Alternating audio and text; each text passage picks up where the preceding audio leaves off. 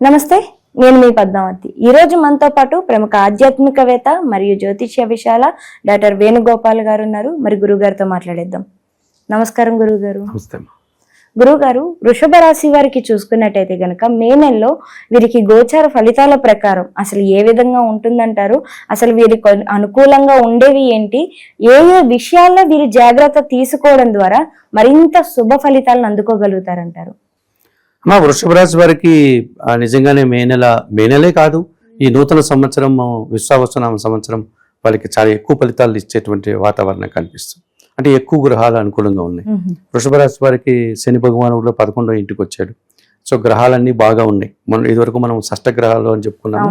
ఈ షష్టగ్రహాలన్నీ 11వ ఇంట్లో ఉన్నాయి వృషభ రాశి వారికి, కనుక లాభస్థానంలో ఉన్నాయి.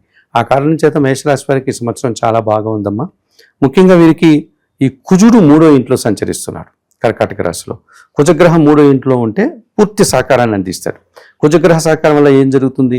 నూతన వాహనాలు, కార్లు లాంటివి కొనుక్కోవచ్చు. అలాగే భూములు కొనుగోలు చేయవచ్చు. ఏదైనా వివాదాల్లో భూములు ఉంటే పరిష్కరించుకోవచ్చు. కోర్టు కేసుల నుంచి బయటపడడానికి అవకాశం ఉంటుంది. అలాగే జీవిత భాగస్వామి సహకారం బాగా ఉంటుంది. అనగా వీళ్ళకి భార్యాభర్తలు ఉంటే భార్యకు భర్త సహకారం బాగుంటుంది, భర్తకు భార్య సహకారం బాగుంటుంది. అలాగే వృత్తి ఉద్యోగ వ్యాపారాల్లో జన సహకారం బాగా ఉంటుంది. ఈ రకంగా వృషభ రాశి వారికి భూవాహన సమస్యలు, భూవాహన సౌఖ్యాలు, రియల్ ఎస్టేట్ రంగంలో పనిచేసే వారికి లాభాలు ఇవన్నీ రావడానికి అవకాశం కనిపిస్తుంది. ఇక వీరికి వృషభ రాశి వారికి వారి రాశిలోనే గురువు సంచారం కొనసాగుతుంది. మే 14 తర్వాత ఆయన ద్వితీయానికి వెళ్తాడు. జన్మరాశిలోనూ గురువు మంచి ఫలితాన్ని ఇస్తాడు, ద్వితీయంలో ఉన్నటువంటి ఆయన మంచి ఫలితాన్ని ఇస్తాడు. సో ఓవరాల్గా ఈ నెలంతా కూడా వీరు గురు సహకారంతో పుష్కలంగా ఉండడానికి అవకాశం ఉంటుంది.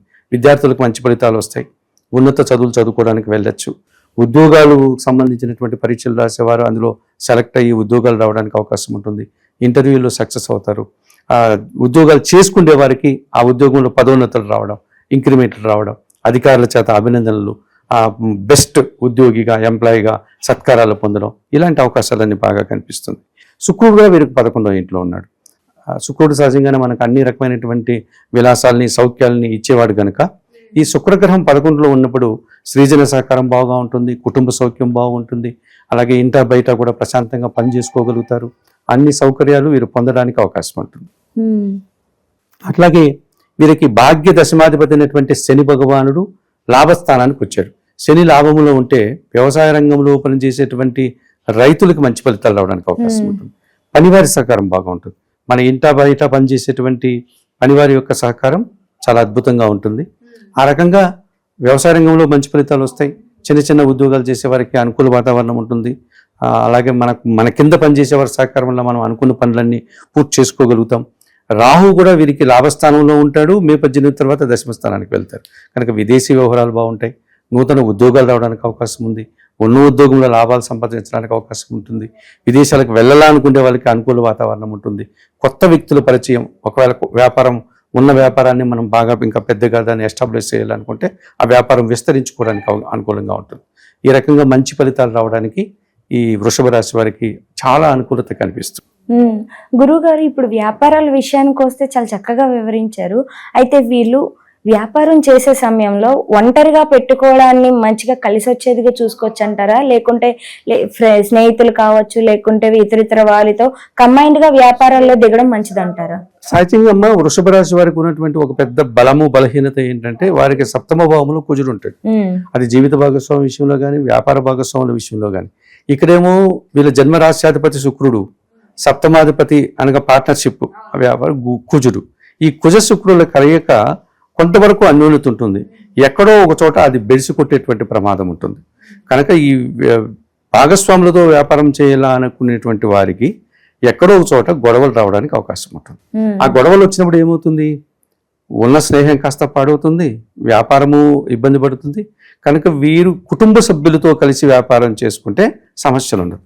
ఎందుకంటే అది కుటుంబ సభ్యులు వాళ్ళే కనుక సర్దుకుపోయే అవకాశం ఉంటుంది. బయట వాళ్ళతో చేయడం వల్ల 1 సంవత్సరము 2 సంవత్సరాల తర్వాత ఇబ్బందులు, గొడవలు, మనస్పర్ధలు, అభిప్రాయ భేదాలు రావడానికి అవకాశం ఉంటుంది. కనుక వృషభ రాశి వారు అలాంటివి ఆలోచించుకొని అటువంటి అవకాశం లేని స్నేహితులతో కలిసి చేసుకోవడం మంచిది. వ్యాపారం చేసేటప్పుడు ఇంకా ఇలాంటి వాటి వచ్చినా సర్దుకొని ముందుకు వెళ్ళే వాతావరణం ఉండాలి. లేకపోతే మాట పట్టింపులు నువ్వెంత నేనెంత అనుకునే పరిస్థితులు ఉంటే దాని జోలికి వెళ్లకుండా వీళ్ళు ఒంటరిగా వ్యాపారం చేసుకోవడం, లేదా కుటుంబ సభ్యులతో చేసుకోవడం, ఇలా చేసుకోవడమే శ్రేయస్కరం అనిపిస్తుంది. గురుగారు, మరి ఇదే రకంగా చూసుకుంటే వీళ్ళు విదేశాలకు వెళ్ళాలనుకున్నా లేకుంటే ఇంకేదైనా కొత్తగా మొదలు పెట్టాలి అనుకున్నా కూడా వీరికి ఏ విధంగా ఉండబోతుందంట? ఈ సంవత్సరం గురువు బాగున్నాడు కదమ్మా వారికి. మే 14 వరకు జన్మరాశిలో ఉన్నాడు. మే 14 తర్వాత ద్వితీయ స్థానం ధనస్థానంలో గురువు ఉన్నాడు కాబట్టి ఈ సంవత్సరం వాళ్ళు ఎప్పుడైనా సరే విదేశాలకు వెళ్ళాలనుకున్నా బాగుంటుంది, విదేశాల్లో వ్యాపారాలు చేయాలన్నా బాగుంటుంది, విదేశాల్లో ఉద్యోగాలు చేయాలన్నా బాగుంది, విదేశాల్లో చదువుకోవడానికి బాగుంటుంది. నూతన వ్యాపారాలు ఎప్పుడైనా వారు ప్రారంభించుకోవచ్చు. ఈ సంవత్సరం ప్రారంభిస్తే శుభఫలితాలే రావడానికి అవకాశం ఉంటుంది. ఎలాంటి ఆటంకాలు లేకుండా అభివృద్ధి పదంలో ముందుకు వెళ్ళడానికి అనుకూల వాతావరణం. గురుగారు, ఇంకా చివరిగా వివాహ విషయాలకు వస్తే గనక ఈ వివాహ విషయాల్లో ఎవరికైతే పెళ్లిళ్ళు కాని వారు ఉంటారో మరి వారికి ఈ సంవత్సరం ఏమైనా పెళ్లిళ్ళు అయ్యే అవకాశం ఉందంటారా? నూతన గృహాల విషయానికి వస్తే కూడా సొంత ఇంటి కళ అనేది ప్రతి ఒక్కరికి ఉంటుంది. మరి సొంత ఇంటి కళ ఏమైనా నెరవేరుతుందంటారా వీరికి? వృషభ రాశి వారికి ఈ సంవత్సరం నూతన వివాహాలు జరుగుతాయి. ఆ వివాహం జరిగినటువంటి పిల్లలకి, ఆ వధూవరులకి సంతానం జరగడానికి అవకాశంగా ఉంది. నూతన గృహాలు కొనుగోలు చేయొచ్చు, లేదా కట్టిన గృహాలకి వారు ప్రవేశం చేసుకోవచ్చు. భూములు కొనుగోలు చేస్తారు, ఆస్తులు సమకూర్చుకుంటారు. ఆర్థికపరమైనటువంటి అభివృద్ధి, ఆర్థిక బలం బాగుంది. వృషభ రాశి వారికి ఈ సంవత్సరం వారు ఏది చేసినా సుఫలితాలు ఇచ్చేటువంటి వాతావరణం కనిపిస్తుంది. గురుగారు, ఇంకా చివరిగా వీరు ఎటువంటి పరిహారాలు చేసుకోవాలంటారు? అన్ని మంచిగానే ఉన్నాయి, కానీ ఇవన్నీ మనకి గోచారం ప్రకారమే వర్తిస్తుంది కాబట్టి వ్యక్తిగత జాతకాలకు వస్తే ఎవరికి ఏ విధంగా ఉంటుంది అని జాతకం చూసి చెప్పగలం.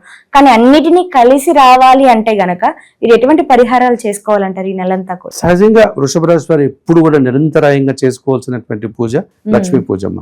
ఎందుకంటే వారికి వృషభ రాశి వారికి శుక్రుడు అధిపతి కనుక సో అమ్మవారి పూజ నిరంతరం చేసుకోవాలి. శుక్రవారం రోజు అమ్మవారిని దర్శనం చేసుకోవాలి. అట్లాగే వీరు కనకదార స్తోత్రం ప్రతిరోజు చదువుకోవడం చాలా మంచిది. అయితే వీరికి గోచార రీత్యా కేతువు ప్రతికూలంగా లేడు.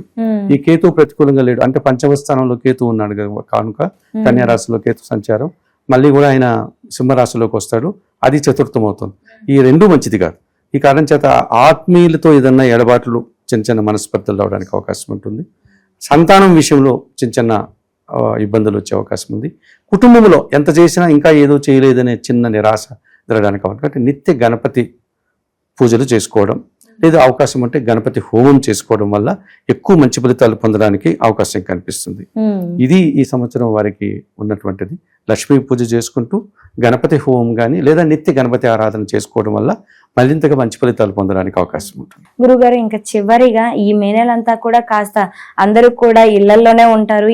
ఏదైనా తీర్థయాత్రలకి వెళ్ళాలి లేదంటే ఎటైనా వెకేషన్ కి వెళ్ళాలి అనుకున్నప్పటికీ వీరు ఏ దేవాలయాన్ని దర్శించడం ద్వారా ఈ నెలలో వీడికి ఉండే అన్ని కష్టాల నుంచి కూడా బయటపడడానికి అవకాశం దొరుకుతుంది అంటారు? కంచి కామాక్షమ్మ దర్శనం చేసుకుంటే ఎక్కువ సుఫలితాలు పొందడానికి అవకాశం ఉంటుంది.